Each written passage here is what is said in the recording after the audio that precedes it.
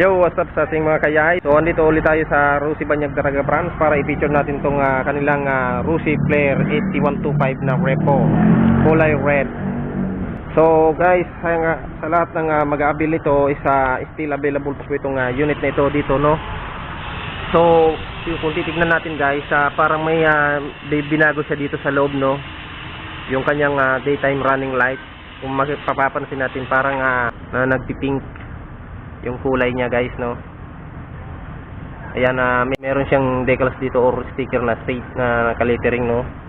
Kung mapapansin natin, ayan, sa unahan niya meron din siyang parang pinintura dito, no, dahil tinakpan niya yung konting gas-gas dito, no.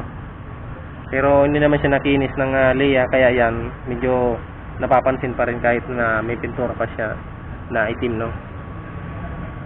So guys, kung gusto nyo po itong i-avail na unit na ito, still available pa po ito dito sa Rusi Banyag Daraga Brands, no. Kung mapapansin natin madumiin lang siya, no. Pero kung i-avail nyo ito, guys, lilinisan naman ito ng Rusi, no. At papaanda rin, ganun din, at papaanda rin, no, para okay naman yung unit na ilalabas niya dito sa kasa ni Rusi, no.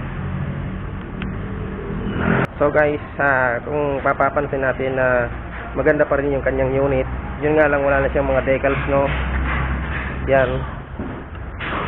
So ayan, guys, so meron siyang temporary plate. Yan. So dito may pinintura na dito may pinintura na ito na no, na pula. Dati kasi itong original nito is itim. So dito nga pala, guys, sa kanyang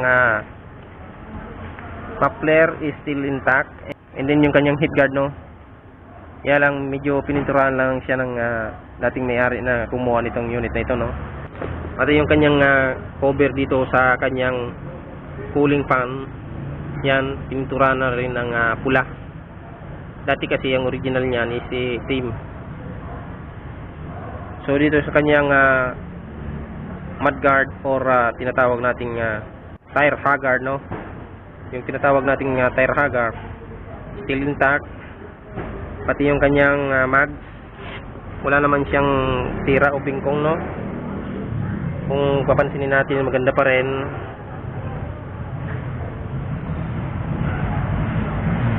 Yan nga lang, guys, yung kanyang gulong is hindi na siya yung original, no.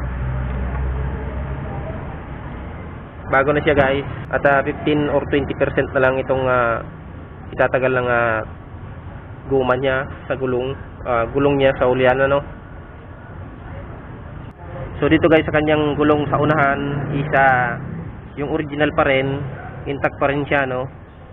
Bali siguro 50% na lang ang itatagal nitong gulong na ito dahil medyo napupud na siya, no. Ayan, so yung kanyang mags nga pala, original pa rin, hindi naman siya binago. At tinignan ko na siya, guys, no. Wala naman siyang bingkong o kaya sign na nabangga siya kung ano. Wala naman, okay pa naman siya, guys. Goods na goods pa rin. Yun nga lang, guys, kung gusto niyo po itong i-avail,